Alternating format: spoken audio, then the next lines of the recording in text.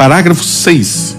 Talvez não dê tempo de nós fazermos o parágrafo inteiro, porque diferente do outro documento, esse número 6, ele tem vários parágrafos dentro do número 6. Então, de repente, não dá tempo de nós fazermos tudo hoje. Mas, ao menos, vamos começando, né? Vamos lá, então. Isso, pega aí a sua Bíblia, deixa preparadinho daqui a pouquinho. Eu quero lembrar você que nós estamos no 4º dia da nossa novena, rezando pela saúde das crianças. Deixa tudo preparadinho aí, porque daqui a pouquinho você, então, vai partilhar conosco. Vamos lá. Parágrafo 6. Várias imagens da igreja.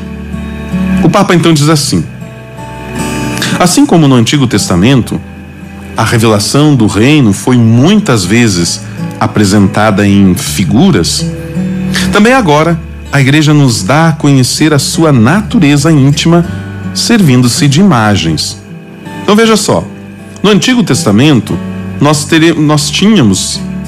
temos lá no Antigo Testamento várias figuras que nos ajudavam a falar desta revelação. Porque, gente, falar das coisas de Deus, das coisas do alto, dos mistérios inefáveis do Senhor, há uma dificuldade, há uma limitação. Qual é essa limitação, padre? É a limitação linguística. A nossa língua, diante da grandiosidade, da magnitude de Deus, tudo que nós podemos falar sobre Deus é pouco. Mas é uma limitação linguística. Nós não temos palavras suficientes para expressar a realidade de Deus. Por isso, quando nós estamos diante de um fenômeno teológico, de uma experiência profunda, nós falamos do apofático. Ai, padre, tá com palavras difíceis hoje? Apofático é aquilo que nós não conseguimos expressar com a nossa linguagem. Aí nós nos calamos. Diante daquilo que nós não conseguimos falar, raciocinar, nós vamos fazer o quê? Nós então ficamos calados. Melhor nos calarmos do que falarmos algo que limita a Deus. Não sei se você conseguiu me entender. É quando a gente está apaixonado, por exemplo, que a gente não consegue falar o quanto a gente ama. E aí nos faltam palavras. Aí a gente usa o quê? Usamos imagens, usamos a poesia, usamos a música, usamos a arte, para podermos falar de realidades que com a linguagem nós não conseguimos. Por isso, veja só, o que está falando aqui o Papa no início deste parágrafo? Que também para falar sobre a igreja, que é uma realidade divina, nós vamos usar de imagens. Assim como o Antigo Testamento usou de várias imagens para falar da revelação. Aqui também. Olha só. Imagens que são tiradas, quer da vida pastoril, do trabalho da pastoral, né? Da agricultura, da construção, quer também da vida familiar, do noivado.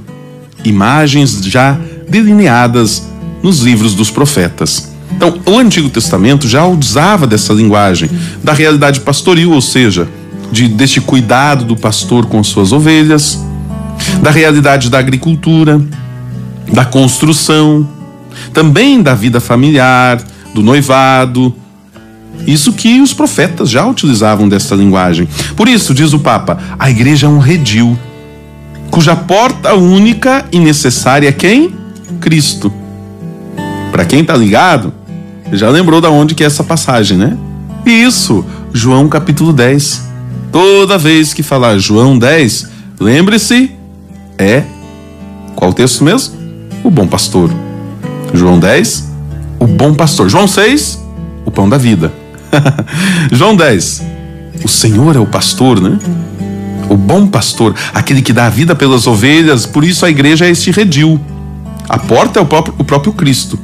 O Papa diz assim, é um rebanho do qual o próprio Deus anunciou haver de ser o seu pastor. Já lá em Isaías 40, Ezequiel 34, e cujas ovelhas, governadas embora por pastores humanos, são incessantemente conduzidas e alimentadas pelo próprio Cristo, bom pastor, príncipe dos pastores, que deu a vida pelas ovelhas. Então a primeira imagem que nós temos da igreja, grava aí, porque vão ser várias. A primeira imagem que Lumen Gentium nos traz, a partir da Sagrada Escritura, falando da igreja, a igreja como um redil. A porta é Cristo. As ovelhas são governadas por pastores humanos, mas são alimentadas pelo próprio Cristo. Ele é o bom pastor, ele é o príncipe dos pastores, ele dá a vida pelas ovelhas. Essa é a primeira imagem, a imagem então do redil. Vamos para a segunda imagem, acho que dá tempo de nós falarmos da segunda imagem aqui que o livro nos apresenta. A segunda imagem, a igreja é a lavoura, ou o campo de Deus. Uma citação é 1 Coríntios 3:9. Neste campo, diz o Papa, cresce a oliveira antiga, cuja raiz santa foram os patriarcas, e na qual se obteve e completará a reconciliação dos judeus e dos gentios, conforme Romanos capítulo 11. Ela foi plantada pelo agricultor celeste, como vinha eleita, lá em Mateus 21. E lugares paralelos lá em Isaías 5:1. Cristo é a vide verdadeira, que comunica a vida e a fecundidade aos sarmentos, isto é, a nós, que pela igreja permanecemos nele, e sem a qual nada podemos fazer. Olha que interessante. Nós vamos aprendendo e vamos partilhando. Nós, como igreja, somos então também uma lavoura. Deus é o agricultor celeste. As raízes são os patriarcas. Essa árvore vai se desenvolvendo, vai crescendo. O agricultor é o próprio Deus. Cristo é a videira verdadeira e ele comunica a sua vida e a fecundidade aos sarmentos, a nós que estamos ligados à videira. É exatamente essa imagem que o próprio Cristo utiliza para falar de si, da videira verdadeira. Aqueles que estão fora da videira, aqueles morrem, aqueles secam. Então quem está fora da igreja é um ramo que está desligado do seu tronco. Como voltar? Por que voltar? Quando voltar? São decisões que nós precisamos tomar.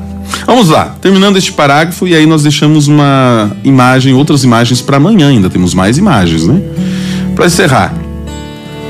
Isto é, a nós que pela igreja permanecemos nele, e sem o qual nada podemos fazer. Então são duas imagens, a imagem do redil e a imagem da lavoura, como a imagem da igreja. Nas duas nós vamos percebendo a nossa necessidade de estarmos com a igreja. É o nosso papel.